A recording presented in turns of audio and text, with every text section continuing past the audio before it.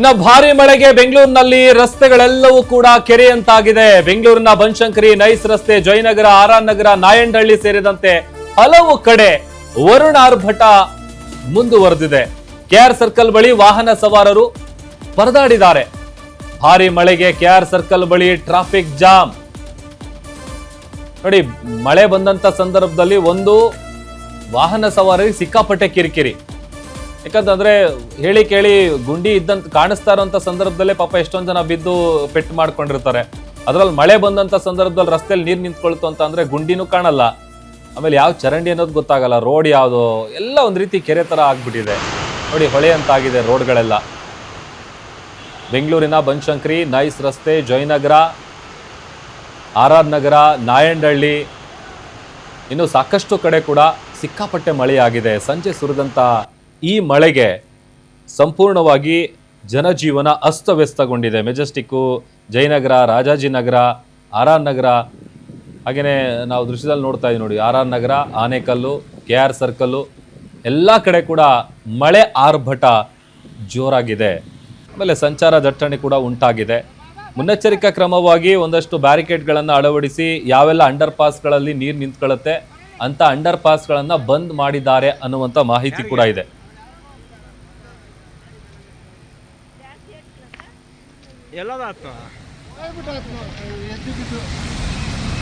Two wheeler ಬರ್ತಾ ಇತ್ತಾ?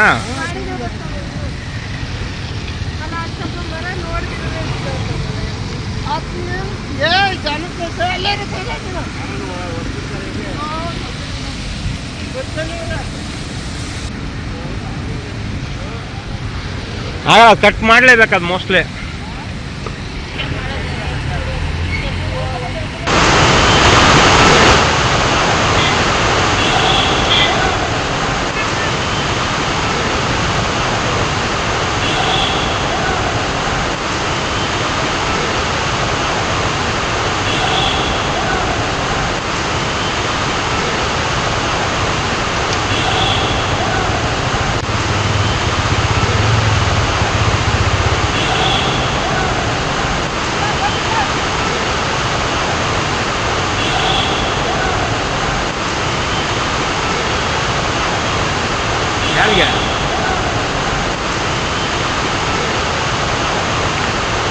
ಎಲ್ಲದ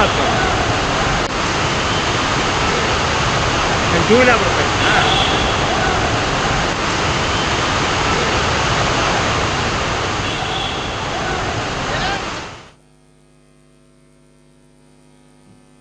ಈ ಬಗ್ಗೆ ಮತ್ತಷ್ಟು ಡೀಟೇಲ್ಸ್ ಅನ್ನ ಕೊಡ್ತಾರೆ ನಮ್ಮ ಪ್ರತಿನಿಧಿ ಗಿರೀಶ್ ದೂರವಾಣಿ ಸಂಪರ್ಕದಲ್ಲಿ ಜಾಯ್ನ್ ಆಗಿದ್ದಾರೆ. ಗಿರೀಶ್, ಸಂಜೆ ಎಲ್ಲ ಕೆಲಸ ಮುಗಿಸ್ಕೊಂಡು ಪಾಪ ಶಿವ ಅಂತ ಮನೆಗೆ ಹೋಗ್ತಾ ಇದ್ರು. ಅಷ್ಟೊತ್ತಿನಲ್ಲಿ ಸಿಕ್ಕಾಪಟ್ಟೆ ಮಳೆ ಆಗಿದೆ, ಸಾಕಷ್ಟು ಅವಾಂತರಗಳು ಕೂಡ ಸೃಷ್ಟಿಯಾಗಿದೆ ಅಂತ. ಏನೆಲ್ಲ ಅವಾಂತರ ಸೃಷ್ಟಿಯಾಗಿದೆ, ಏನ್ ಮಾಹಿತಿ ಸಿಕ್ಕಿದೆ? ಪ್ರಭು, ಖಂಡಿತವಾಗಿಯೂ ಬೆಂಗಳೂರಿನಲ್ಲಿ ಮಳೆ ಬಂದಿದ್ದೆ ಆದ್ರೆ ಖಂಡಿತವಾಗಿಯೂ ಅಸ್ತವ್ಯಸ್ತ ಆಗೋದು ಜನರ ಪರಿಸ್ಥಿತಿ ಅಂತಾನೆ ಹೇಳ್ಬೇಕು. ಯಾಕಂದ್ರೆ ಇತ್ತೀಚೆಗೆ ಬೆಂಗಳೂರಿನಲ್ಲಿ ಸಂಜೆ ಮಳೆ ಹೆಚ್ಚಾಗ್ತಾ ಇದೆ. ಅಂದ್ರೆ ಸುಮಾರು 5 ಗಂಟೆಯಿಂದ ಈ ಒಂದು ಮಳೆ ಶುರುವಾದ್ರೆ ರಾತ್ರಿ 10ರಿಂದ 11 ಗಂಟೆಯ ತನಕ ಬಂದು ಹೋಗಿ ಮಾಡುತ್ತೆ. ಅಂದ್ರೆ ಸುಮಾರು 2 ಗಂಟೆ ಮಳೆ ಬರುತ್ತೆ, ನಂತರದಲ್ಲಿ ಸ್ವಲ್ಪ ಸೋನೆ ಬರುತ್ತೆ, ಮತ್ತೆ ಮಳೆ ಬರುತ್ತೆ. ಹೀಗಾಗಿ ಜನಗಳ ಪರಿಸ್ಥಿತಿ ಒಂದು ರೀತಿಯಲ್ಲಿ ಹೈರಾಣಾಗಿದೆ ಅಂತಾನೆ ಹೇಳ್ಬೇಕು. ಆದ್ರೆ ಇವತ್ತು ಸುರಿದ ಮಳೆಯಿಂದಾಗಿ ಈ ಹಿಂದೆ ಬೌರಿಂಗ್ ಆಸ್ಪತ್ರೆಯ ಕಾಂಪೌಂಡ್ ಏನು ಕುಸಿದು ಸುಮಾರು 7ರಿಂದ 8 ಜನ ಸಾವನ್ನಪ್ಪಿದ್ರು. ಆ ಒಂದು ಘಟನೆಯನ್ನ ಇವತ್ತಿನ ಘಟನೆ ಮತ್ತೆ ನೆನಪಿಸುವಂತೆ ಮಾಡ್ತಾ ಇದೆ. ಅಷ್ಟಕ್ಕೂ ಏನಾಯ್ತು ಅಂತ ನಾವು ನೋಡ್ತಾ ಹೋದ್ರೆ, ವಿಜಯನಗರದ ಕ್ಲಬ್ ರಸ್ತೆಯಲ್ಲಿರುವ ಕಾಂಪೌಂಡ್ ಏನಿದೆ, ಆ ಒಂದು ಕಾಂಪೌಂಡ್ ಪಕ್ಕದಲ್ಲೇ ನಿಂತಿದ್ದ ಆಟೋ, ಅದೇ ರೀತಿ ಆಟೋ ಒಳಗಿದ್ದ ಒಬ್ಬ ಚಾಲಕನಿದ್ದಾನೆ, ಆತನ ಮೇಲೆ ಆ ಒಂದು ಕಾಂಪೌಂಡ್ ಕುಸಿದಿದೆ. ಪರಿಣಾಮ ಆಟೋ ಚಾಲಕ ಅಲ್ಲಿ ಸಿಕ್ಕಿ ಹಾಕೊಂಡು ಸಾವನ್ನಪ್ಪಿದ್ದಾನೆ ಎನ್ನುವ ಮಾಹಿತಿ ಕೂಡ ಲಭ್ಯವಾಗ್ತಾ ಇದೆ.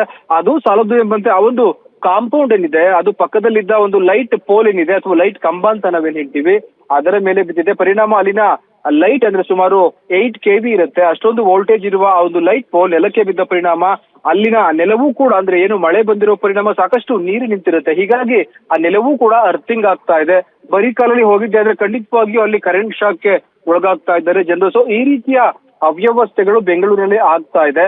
ಇದು ಒಂದು ಕಡೆ ಆದ್ರೆ, ಮತ್ತೊಂದು ಕಡೆ ಸಿಬ್ಬಂದಿಗಳ ಪರಿಸ್ಥಿತಿ ಕೂಡ ಹೇಳತಿರದ್ದಾಗಿದೆ. ಯಾಕಂದ್ರೆ ಈ ಹಿಂದೆ ಅಂದ್ರೆ ಸುಮಾರು 2 ದಿನಗಳ ಹಿಂದೆ ಒಂದು ಮಳೆ ಬಂತು, ಅಲ್ಲಿಯೂ ಕೂಡ ವೈಯಲಿ ಕಾವಲ್ ಸೇರಿದಂತೆ ಮಲ್ಲೇಶ್ವರಂ ಆಗಿರ್ಬೋದು, ಚರ್ಚ್ ಫೋರ್ಡ್ ರೋಡ್ ಆಗಿರ್ಬೋದು, ಇಲ್ಲಿ ಸಾಕಷ್ಟು ದೊಡ್ಡ ದೊಡ್ಡ ಮರಗಳು ಧರೆಗೆ ಉರುಳಿದ್ವು, ಲೈಟ್ ಪೋಲ್ಗಳು, ಅದೇ ರೀತಿ ಲೈಟ್ ಕಂಬಗಳು, ಕೇಬಲ್ ಸಮೇತ ಎಲ್ಲ ನೆಲೆಗೆ ನೆಲಕ್ಕೆ ದರಶಾಹಿ ಆಗಿತ್ತು. ಸೊ ಇವತ್ತು ಕೂಡ ಅದೇ ರೀತಿ ಆಗಿದೆ ಅಂತಾನೆ ಹೇಳ್ಬೇಕು. ಸುಮಾರು 2 ರಿಂದ 3 ಗಂಟೆ ಒಂದು ದೊಡ್ಡ ಪ್ರಮಾಣದ ಮಳೆ ಬೆಂಗಳೂರಿನಲ್ಲಿ ಆಯ್ತು. ಅಂದ್ರೆ ಎಸ್ಪೆಷಲಿ ನೈಸ್ ರೋಡ್, ರಾಜಗೋಪಾಲ್ ನಗರ, RR ನಗರ, ಮೆಜೆಸ್ಟಿಕ್, ಇನ್ನು ಯಶವಂತಪುರ, ಸೊ ಈ ರೀತಿ ಉತ್ತರ ಭಾಗದಲ್ಲಿ ಸಾಕಷ್ಟು ದೊಡ್ಡ ರೀತಿಯ ಮಳೆ ಆಯ್ತು ಅಂತಾನೆ ಹೇಳ್ಬೇಕು. ಹೀಗಾಗಿ ಈ ರೀತಿಯ ಅವಾಂತರಗಳು ಸೃಷ್ಟಿಯಾಗಿದೆ. ಇನ್ನುಳಿದಂತೆ ಕಾರ್ಪೊರೇಷನ್ ಆಗಿರ್ಬೋದು, ಅದೇ ರೀತಿ RR ಸರ್ಕಲ್ ನಲ್ಲಿ ಖಂಡಿತವಾಗಿ ಒಂದು ರೀತಿಯ ಸಮುದ್ರವೇ ಹರಿದು ಬರ್ತಾ ಇದೆಯೋ ಎನ್ನುವ ನಿಟ್ಟಿನಲ್ಲಿ ನೀರು ಕಾಣ ಸಿಗ್ತಾ ಇದೆ. ಯಾಕಂದ್ರೆ ನೀರಿಗೆ ಹೋಗ್ಲಿಕ್ಕೆ ಎಲ್ಲೂ ಸೋರ್ಸ್ ಇಲ್ಲ. ಇರುವಂತಹ ಎಲ್ಲ ಡ್ರೈನೇಜ್ ಆಗಿರ್ಬೋದು ಅಥವಾ ಚರಂಡಿಗಳು ಎಲ್ಲವೂ ಕೂಡ ನೀರಿನಿಂದ ತುಂಬಿ ಹೋಗ್ತಾ ಇದೆ. ಹೀಗಾಗಿ ನೀರಿಗೆ ಹೋಗಲು ಜಾಗವಿಲ್ಲದ ಕಾರಣದಿಂದಾಗಿ ರಸ್ತೆಯ ಮೇಲೆ ಹರಿತಾ ಇದೆ. ಇದು ಒಂದು ಕಡೆ ಆದ್ರೆ, ಮತ್ತೊಂದು ಭಾಗದಲ್ಲಿ GB ಅಧಿಕಾರಿಗಳಿಗೆ ಪ್ರತಿ ಸಲ ಮಳೆ ಆದಾಗ್ಲೂ ಕೂಡ ಜನರು ಕೂಡ ಅವ್ರಿಗೆ ಬೈತಾರೆ, ಮಾಧ್ಯಮದವರು ಕೂಡ ಬೈತಾರೆ. ಆದ್ರೆ ಅವರು ಏನ್ ಮಾಡ್ತಾ ಇದ್ದಾರೆ ಅನ್ನೋದು ಖಂಡಿತವಾಗಿಯೂ ಇವತ್ತಿನವರೆಗೂ ಕೂಡ ಅರ್ಥ ಆಗ್ತಾ ಇಲ್ಲ. ಯಾಕೆಂದ್ರೆ ಬೆಂಗಳೂರು ಒಂದು ಬಾರಿ ಮಳೆ ಹುಯ್ದ್ರೆ ಸಾಕು, ಅಷ್ಟಕ್ಕೆ ಅವ್ಯವಸ್ಥೆ, ಅದೇ ರೀತಿ ಸಾಕಷ್ಟು ಜನರು ಪಾಡು ಕೇಳೋ ತೀರ್ದಾಗಿರುತ್ತೆ ಅಂತಾನೆ ಹೇಳ್ಬೋದು. ಯಾಕಂದ್ರೆ ಸಂಜೆಯ ಸಮಯ ಆಗಿರೋದ್ರಿಂದ ಕೆಲವೊಬ್ರು ಆಫೀಸ್ಗೆ ಹೋಗ್ತಿರ್ತಾರೆ, ಆಫೀಸಿಂದ ಮನೆಗೆ ಹೋಗ್ತಾ ಇರ್ತಾರೆ. ಇನ್ನು ಕೆಲವೊಬ್ರು ನೈಟ್ ಶಿಫ್ಟ್ ಇರೋರು ಆಫೀಸ್ಗೆ ಹೋಗ್ತಾ ಇರ್ತಾರೆ. ಇವರ ಪರಿಸ್ಥಿತಿ ಅಂತೂ ಹೇಳತೀರದ್ದಾಗಿದೆ. ಇನ್ನುಳಿದಂತೆ ನಾವು ನೋಡಿದ ರೀತಿಯಲ್ಲಿ ಒಂದು ಶಾಲಾ ವಾಹನ ಕೂಡ ಏನು ಮಳೆಗೆ ಸಿಕ್ಕಾಕೊಂಡು ಗುಂಡಿಯಲ್ಲಿ ನಿಂತಿತ್ತು. ನಂತರ ಅದನ್ನ ಅಲ್ಲಿದ್ದ ಸ್ಥಳೀಯರು ಅದನ್ನ ನೂಕಿ ಅದನ್ನ ಮುಂದಕ್ಕೆ ಕಳಿಸುವ ಕೆಲಸವನ್ನ ಮಾಡಿದ್ರು. ಮತ್ತೊಂದು ಕಡೆ ಏನು ಒಂದು ಆಟೋ ಸ್ಕೂಲ್ ಮಕ್ಕಳನ್ನ ಕರೆದುಕೊಂಡು ಹೋಗಿತ್ತು, ಅದು ಕೂಡ ಮಳೆಯ ರಭಸಕ್ಕೆ ಹೆದರಿ ಆಟೋ ಡ್ರೈವರ್ ಕೂಡ ಒಂದು ಮರದ ಕೆಳಗಡೆ ಹಾಕಿದ್ದ. ನಂತರ ಆತನನ್ನು ಕೂಡ ಬುದ್ಧಿ ಹೇಳಿ ಮರದ ಕೆಳಗಡೆ ನಿಂತ್ಕೋಬೇಡಪ್ಪ, ಮುಂದೆ ಹೋಗು ಅಂತ ಹೇಳಿ ಕಳಿಸಿದ್ದಾಯ್ತು. ಸೊ ಈ ರೀತಿ ಬೆಂಗಳೂರಿನಲ್ಲಿ ಜೀವವನ್ನ ಕೈಲಿಡ್ಕೊಂಡು ಓಡಾಡುವ ಪರಿಸ್ಥಿತಿ ಎದುರಾಗಿದೆ ಅಂತಾನೆ ಹೇಳ್ಬೋದು ಪ್ರಭು. ಅಂದ್ರೆ ಸಾಕಷ್ಟು ಮಳೆ ಬಂದ ಪರಿಣಾಮ ಎಲ್ಲಿ ನೆಲ ಇದೆ ಆ ನೆಲ ಎಲ್ಲವೂ ಕೂಡ ನೀರನ್ನ ಹೀರ್ಕೊಂಡಿದೆ. ಆದ್ರೆ ಇನ್ನು ನೀರನ್ನ ಹೀರ್ಕೊಳ್ಳೋಕ್ಕೂ ಕೂಡ ನೆಲಕ್ಕೆ ಸಾಧ್ಯವಾಗಿಲ್ಲ, ಅಷ್ಟೊಂದು ಮಳೆ ಬರ್ತಾ ಇದೆ ಅಂತಾನೆ ಹೇಳ್ಬೇಕು ಬೆಂಗಳೂರಿನಲ್ಲಿ. ಹೀಗಾಗಿ ಪ್ರತಿ ಬಾರಿಯೂ ಕೂಡ ಬೆಂಗಳೂರಿನಲ್ಲಿ ಮಳೆ ಆದಾಗ ಅವ್ಯವಸ್ಥೆ ಆಗುತ್ತೆ ಅನ್ನೋದ್ರಲ್ಲಿ ಯಾವುದೇ ಅನುಮಾನವಿಲ್ಲ. ಈಗಾಗಲೇ ಹವಾಮಾನ ಇಲಾಖೆ ಕೂಡ ಎಸ್ಪೆಷಲಿ ಒಂದು ಮುನ್ನೆಚ್ಚರಿಕೆಯನ್ನ ಕೊಟ್ಟಿದೆ, ಆರೆಂಜ್ ಅಲರ್ಟ್ ಅನ್ನ ಘೋಷಿಸಿದೆ. ಎಸ್ಪೆಷಲಿ ಬೆಂಗಳೂರು, ತುಮಕೂರು, ಹಾಸನ ಈ ಭಾಗದಲ್ಲಿ ಸಾಕಷ್ಟು ಮಳೆಯಾಗುವ ಸಾಧ್ಯತೆ ಇದೆ. ಹೀಗಾಗಿ ಎಚ್ಚರದಿಂದಿರಿ ಅಂತ ಹೇಳ್ತಾರೆ. ಆದ್ರೆ ಕೆಲಸಕ್ಕೆ ಹೋಗ್ಲೇಬೇಕು, ಊಟ ತಿಂಡಿಯನ್ನ ನಾವು ಸಂಪಾದನೆ ಮಾಡ್ಲೇಬೇಕು. ಹೀಗಾಗಿ ಹೇಗೆ ಎಚ್ಚರದಿಂದ ಇರೋದು ಅನ್ನೋದು ಕೂಡ ಒಂದು ಪ್ರಶ್ನಾರ್ಥಕವಾಗಿದೆ ಅಂತಾನೆ ಹೇಳ್ಬೇಕು. ಹೀಗಾಗಿ ಅಧಿಕಾರಿಗಳು ಅವರ ಸೂಚನೆಗಳನ್ನ ಕೊಡ್ತಾರೆ, ಅದನ್ನ ಪಾಲಿಸ್ತಾರೆ. ಆದ್ರೂ ಕೂಡ ಈ ರೀತಿಯ ಅವಘಡಗಳು ಆಗ್ತಾ ಇದೆ. ಇನ್ನುಳಿದಂತೆ 2 ರಿಂದ 3 ಮರಗಳು ದರಶಾಹಿ ಆಗಿದೆ ಅನ್ನೋ ಮಾಹಿತಿ ಕೂಡ ಲಭ್ಯವಾಗ್ತಾ ಇದೆ. ಎಸ್ಪೆಷಲಿ RR ನಗರದಲ್ಲಿ ಒಂದು ಮರ ಮನೆಯ ಪಕ್ಕದಲ್ಲಿ ಬಿದ್ದಿದೆ ಅನ್ನೋ ಮಾಹಿತಿ ಕೂಡ ಲಭ್ಯವಾಗ್ತಾ ಇದೆ. ಹೀಗಾಗಿ ನಾಳೆ ಖಂಡಿತವಾಗಿಯೂ ನಾಳೆ ಬೆಳಿಗ್ಗೆ ಎಲ್ಲಿ ಏನೇನಾಯ್ತು ಎನ್ನುವ ಒಂದು ಅಂತಿಮ ಚಿತ್ರಣ ಗೊತ್ತಾಗುತ್ತೆ. ಒಂದು ರೀತಿಯಲ್ಲಿ ಭಯ ಬೀಳಿಸುವ ವಿಚಾರ ಅಂತಾನೆ ಹೇಳ್ಬೇಕು. ಯಾಕಂದ್ರೆ ಒಂದು ಕಡೆ ಇನ್ಸಿಡೆಂಟ್ ಆದ್ರೆ ನಮ್ಗೆ ಗೊತ್ತಾಗೋದಿಲ್ಲ ಎಲ್ಲಿ ಏನಾಗ್ತಾ ಇದೆ ಅಂತ. ಅದರ ಒಂದು ಕಂಪ್ಲೀಟ್ ಪಿಕ್ಚರ್ ಕೆಲವು ಗಂಟೆಗಳು ಕಳೆದ ನಂತರದಲ್ಲಿ ಲಭ್ಯವಾಗ್ತಾ ಇದೆ. ಇದು ಈ ಒಂದು ಮಳೆಯ ಬೆಂಗಳೂರಿನ ಚಿತ್ರಣ ಪ್ರಭು, ಎಸ್ಪೆಷಲಿ ಅಂತಾನೆ ಹೇಳ್ಬೋದು. ಥ್ಯಾಂಕ್ ಯು ಗಿರೀಶ್ ನಿಮ್ಮೆಲ್ಲ ಡೀಟೇಲ್ಸ್ಗಾಗಿ. ತುಂಬಾ ದಪ್ಪ ಇದ್ದೀರಾ, ಅದರಲ್ಲೂ ಯಾವುದೇ ಸೈಡ್ ಎಫೆಕ್ಟ್ ಇಂದ ಸಣ್ಣ ಆಗ್ಬೇಕಾ? ಎಷ್ಟೋ ಜನ ಹೇಳ್ತಾ ಇದ್ರಿ, ಸರ್ ನಾನು ಜಿಮ್ಗೆ ಹೋಗ್ತಾ ಇದ್ದೀನಿ ಆದ್ರೂ ಸಣ್ಣ ಆಗ್ತಾ ಇಲ್ಲ ಸರ್, ವರ್ಕೌಟ್ ಮಾಡ್ತಾ ಇದ್ದೀನಿ ಆದ್ರೂ ಸಣ್ಣ ಆಗ್ತಾ ಇಲ್ಲ ಅಂತ ಹೇಳ್ತಾ ಇದ್ರಲ್ಲ. 100% ಯಾವ ಜಿಮ್ಗೂ ಹೋಗ್ದಂಗೆ ವರ್ಕೌಟು ಮಾಡ್ದಂಗೆ ನೀವು ಸಣ್ಣ ಆಗ್ಬೋದು. ಪ್ರತಿದಿನ ಬೆಳಿಗ್ಗೆ ಸಂಜೆ 2 ಟೈಮ್ ನಮ್ಮ ಜೀನಿ ಸ್ಲಿಮ್ನ ಯೂಸ್ ಮಾಡಿ ಯಾವುದೇ ಸೈಡ್ ಎಫೆಕ್ಟ್ ಇಲ್ದಂಗೆ ನೀವು ಸಣ್ಣ ಆಗ್ತೀರಾ. ಯಾಕೆಂದ್ರೆ ಜೀನಿ ಸ್ಲಿಮ್ಮು ಒಂದು ಉತ್ತಮ ಆಹಾರ. ಬಟ್ ಡೆಫಿನೆಟ್ಲಿ ಬೆಂಗಳೂರಿನಲ್ಲಿ ಮಳೆ ಆದರೆ ಏನಾದರೂ ಒಂದು ಅವಾಂತರ ಆಗಲೇಬೇಕು. ಇದನ್ನ ಸರಿಪಡಿಸುವಂತಹ ದಮ್ಮು ತಾಕತ್ತು ಯಾವ ಪಕ್ಷಕ್ಕೂ ಇಲ್ಲ, ಯಾವ ರಾಜಕಾರಣಿಗೂ ಇಲ್ಲ. ಯಾಕೆ ಅಂದರೆ ನಾವೀಗ ನೋಡ್ತಾ ಇರೋದು, ಪ್ರಭು ಕಳೆದ 10 ವರ್ಷಗಳಿಂದ ಇದೇ ಸ್ಪಾಟು, ಇದೇ ಜಾಗ ಹೀಗೆ ಆಗೋದು. ಎಲ್ಲೆಲ್ಲಿ ಅಂಡರ್ ಪಾಸ್ ಇದೆ ಅಲ್ಲಲ್ಲಿ ನೀರು ನುಗ್ಗುತ್ತೆ, ಎಲ್ಲೆಲ್ಲಿ ತಗ್ಗು ಪ್ರದೇಶಗಳಿವೆ ಅಲ್ಲಿಗೆ ನೀರು ನುಗ್ಗುತ್ತೆ, ರಾಜ ಕಾಲುವೆಗಳು ತುಂಬಿ ಹರಿಯುತ್ತೆ, ಎಲ್ಲೆಲ್ಲಿ ಎನ್ಕ್ರೋಚ್ಮೆಂಟ್ ಆಗಿದೆ ಅಲ್ಲೆಲ್ಲ ಮುಳುಗಡೆ ಆಗುತ್ತೆ. ಇವೆಲ್ಲ ಕ್ವೈಟ್ ಕಾಮನ್ ಆಗಿ ನಡ್ಕೊಂಡೇ ಬಂದಿರುವಂಥದ್ದು. ಇಲ್ಲಿ ಬೇಸಿಕಲಿ ಆಗಬೇಕಾಗಿರೋದು ಅನಧಿಕೃತ ಮನೆಗಳು ಮತ್ತು ರಾಜಾ ಕಾಲುವೆ ಒತ್ತುವರಿಯನ್ನು ತೆರವುಗೊಳಿಸೋದು. ಅದರಿಂದ ಅರ್ಧ ಪ್ರಾಬ್ಲಮ್ ಸಾಲ್ವ್ ಆಗುತ್ತೆ. ಆದರೆ ಅಲ್ಲಿ ವಾಸಿಸುವ ಜನರ ಒಂದು ಸಿಟ್ಟಿಗೆ ಗುರಿಯಾಗಬೇಕಲ್ಲ ಅನ್ನೋ ಒಂದೇ ಕಾರಣಕ್ಕೆ ಯಾರೂ ಅದನ್ನು ತಲೆ ಕೆಡಿಸ್ಕೊಳ್ತಾ ಇಲ್ಲ. ಈಗ ಮುಖ್ಯಮಂತ್ರಿಗಳಾಗಕ್ಕೆ ಹೊರಟಿದ್ದಾರೆ DK ಶಿವಕುಮಾರ್ ಅವರು. ಬೆಂಗಳೂರು ಅಭಿವೃದ್ಧಿ ಅವ್ರ ದೊಡ್ಡ ಕನಸು.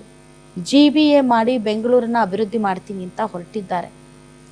ಬೆಂಗಳೂರು ಉಸ್ತುವಾರಿ ಸಚಿವರಾಗಿ ಸರಿಯಾಗಿ ರೋಡ್ಗಳಿಗೆ ತಾರ ಹಾಕ್ಸಕ್ಕಾಗಿಲ್ಲ ಅವ್ರಿಗೆ, ಟು ಬಿ ಫ್ರ್ಯಾಂಕ್.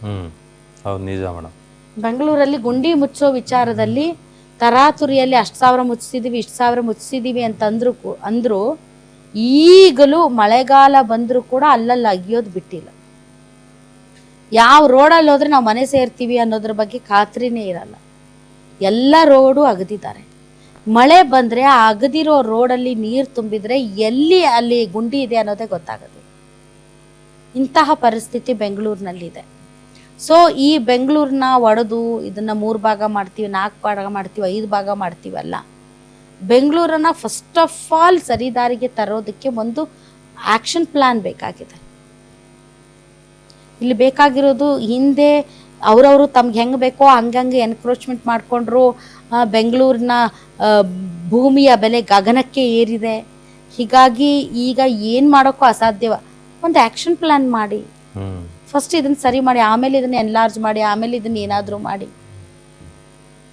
ಈಗ ಏನು ಮುಖ್ಯಮಂತ್ರಿಗಳಾಗಕ್ಕೆ ಹೋಗ್ತಾ ಇದ್ದಾರೆ ಡಿ.ಕೆ. ಶಿವಕುಮಾರ್ ಅವರು, ಅಟ್ಲೀಸ್ಟ್ ಬೆಂಗಳೂರಿನ ವಿಚಾರದಲ್ಲಾದರೂ ಏನಾದರೂ ಬದಲಾವಣೆ ತರ್ತಾರ. 2028ರ ಚುನಾವಣೆಗೆ ಹೋಗೋದಕ್ಕಿಂತ ಮುಂಚೆ ವಾಕ್ ಮಾಡಿದ್ರು, ಅಲ್ಲೆಲ್ಲ ಕ್ಷೇತ್ರಗಳಿಗೆ ಭೇಟಿ ಕೊಟ್ಟರು, ಅಲ್ಲಿರುವಂಥ ಸಮಸ್ಯೆಗಳ ಬಗ್ಗೆ ಜನರಲ್ಲಿ ಪಾರ್ಕಲ್ಲಿ ಓಡಾಡೋರನ್ನ ಕೇಳಿದರು. ಓಕೆ, ಬಟ್ ಈಗ ನೀವು ಮುಖ್ಯಮಂತ್ರಿಗಳಾಗಿ ನಿಮಗೆ ಪ್ರಯಾರಿಟಿ ಈ ಬೆಂಗಳೂರಲ್ಲಿ ನೋಡಿ. ಇವತ್ತು ಕೂಡ ಮಳೆ ಬರ್ತಾ ಇದೆ ಅಂತ ಸೈಡ್ಗೆ ಹಾಕ ಆಟೋದಲ್ಲಿ ಕೂತಿದ್ದ ಆತ ವಿಜಯನಗರ ಕ್ಲಬ್ ಹತ್ರ. ಮರ ಬಿತ್ತು, ಗೋಡೆ ಬಿತ್ತು, ಅದರಡಿಯಲ್ಲಿ ಈಗ ಸಿಗಾಕ ಅವ್ನದ್ದು ಏನು ತಪ್ಪಿರುತ್ತೆ ಪಾಪ. ಬೆಂಗಳೂರು ಹಿಂಗೆ ಡೇಂಜರಸ್ ಆಗೋಗಿದೆ ಅಂತಂದರೆ, ನಾವು ಬೆಂಗಳೂರಿನಲ್ಲಿರುವಂತಹ ಬೀದಿ ಬದಿಯ ಮರಗಳನ್ನು ನೋಡಿ ಅಯ್ಯೋ ಮಹಾರಾಜರ ಕಾಲಕ್ಕೆ ಎಷ್ಟು ತಲೆ ಓಡಿಸಿ ಈ ಥರ ಜನರಿಗೆ ತಂಪು ಸಿಗಲಿ, ನೆರಳು ಸಿಗಲಿ ಅಂತ ಮರಗಳನ್ನು ನೆಟ್ಟಿದ್ದಾರೆ ಅಂತ. ಆದರೆ ಸರಿಯಾದಂತಹ ಸಮರ್ಪಕವಾದ ನಿರ್ವಹಣೆ ಇಲ್ಲದೆ ಈಗ ಮರಗಳು ಶಿಥಿಲಾವಸ್ಥೆಗೆ ಬಂದಿದ್ದಾವೆ. ಒಂದು ಸಣ್ಣ ಗಾಳಿ ಬೀಸಿದ್ರು ತಪ್ಪ ಅಂತ ಉದುರೋಗ್ತವೆ. ಇದನ್ನೆಲ್ಲ ಸರಿಯಾಗಿ ಮಳೆಗಾಲಕ್ಕಿಂತ ಮುಂಚೆ ಯಾವ ಶಿಥಿಲಗೊಂಡಿದ್ದಾವೆ ಕಟ್ಟಡಗಳು, ಯಾವ ರೆಂಬೆ ಕೊಂಬೆಗಳು ಅಲಗಾಡಿದ್ರೆ ಬೀಳ್ತಾವಂಥವನ್ನ ಕಡಿಯೋದಾಗಿರ್ಬೋದು, ಇಂಥವೆಲ್ಲ ಮುಂಜಾಗ್ರತಾ ಕ್ರಮವನ್ನು ವಹಿಸ್ಬೇಕಲ್ಲ. ಇದು ಹೇಳ್ಕೊಡ್ಬೇಕಾ ಪ್ರತಿ ಸಲ ಮಳೆ ಬಂದಾಗಂತೂ ನನಗಂತೂ ಬಾಯಿಪಾಠ ಕಂಠಪಾಠ ಆಗೋಗಿದೆ. ನಾವು ಹೇಳೋದು ಅವ್ರು ಏನು ಮಾಡದೇ ಇರೋದು. ಇದು ಜೀವಕ್ಕೆ ಬೆಲೆ ಪಾಪ. ಆಟೋ ಡ್ರೈವರ್ ಅವ್ರ ಜೀವಕ್ಕೆ ಬೆಲೆ ಇಲ್ಲ. ಮೊನ್ನೆ ಪಾಪ ಶಿವಾಜಿನಗರದಲ್ಲಿ ಬೀದಿ ಬದಿ ವ್ಯಾಪಾರಿಗಳವ್ರು ಆ ಚಿಕ್ಕ ಮಕ್ಕಳು ಸತ್ತೋದ್ರಲ್ಲ, ಅವ್ರ ಜೀವಕ್ಕೆ ಬೆಲೆ ಇಲ್ವಾ? ಜೀವಕ್ಕೆ ಬೆಲೆ ಇದೆಯಾ ಇಲ್ವಾ? ಅದೇ ನಿಮ್ಮ ಮನೇಲಿ ಏನಾದರೂ ಯಾರಿಗಾದ್ರೂ ಆದರೆ ಹಂಗೆ ಇರ್ತೀರಾ? ಯಾರೋ ಸಾಯ್ತಾರೆ ಬಡವರು, ಸತ್ತವ್ರ ಮನೆಯಲ್ಲಿ ಆ ವ್ಯಕ್ತಿಯ ಬೆಲೆ ಗೊತ್ತಿರುತ್ತೆ ಅವ್ರಿಗೆ. ಬೆಂಗಳೂರಲ್ಲಿ ಈಗಾದರೂ ನಾವುಗಳು ಮನೆ ಸೇರ್ಕೊಳ್ಳೋವರೆಗೂ ನಮ್ಮ ಮನೇಲಿರೋರ್ಗೂ ಕೂಡ ಅಷ್ಟೇ ಇವಾಗ ತಲೆ ಬಿಸಿ ಆಗಿರುತ್ತೆ. 20 ಕಾಲ್ ಬಂದಿರುತ್ತೆ, ಸೇಫ್ ಆಗಿ ಮನೆಗೆ ಬರ್ರಿ, ಗಾಡಿ ರಸ್ತೆ ಮಧ್ಯದಲ್ಲಿ ಓಡಿಸ್ರಿ, ಆ ಕಡೆ ಈ ಕಡೆ ಮರಗಿಡಗಳು ಇರೋ ಕಡೆ ಅವಾಯ್ಡ್ ಮಾಡಿ ಅಂತ. ನೀವು ನಂಬ್ತಿರೋ ಇಲ್ವೋ, ಲಾಸ್ಟ್ ಟೈಮ್ ಮಳೆ ಬಂದಾಗ ಮಲ್ಲೇಶ್ವರಂ ಆಫೀಸಿಂದ ನಾನು ಮನೆಗೆ ಹೋಗೋವರೆಗೂ ರಸ್ತೆ ಬದಿಯಲ್ಲಿ ಆ ಕಡೆ ಈ ಕಡೆ ಎಷ್ಟು ಮರಗಳು ಅಂತಂದರೆ ಅಪ್ಪ ಭಯಂಕರ. ಇಂಥ ಪರಿಸ್ಥಿತಿ ಬೆಂಗಳೂರದು. ನೋಡಕ್ ಮೇಲ್ಗಡೆ ಚಂದ, ಒಳಗ ಮಾತ್ರ ಸಮಸ್ಯೆಗಳ ಆಗರ. ಎಲ್ಲೆಲ್ಲಿ ಕೂತಿದ್ದೀರಲ್ಲ ಮಹಾನುಭಾವರು, ಬನ್ನಿ ಬೆಂಗಳೂರಿಗೆ.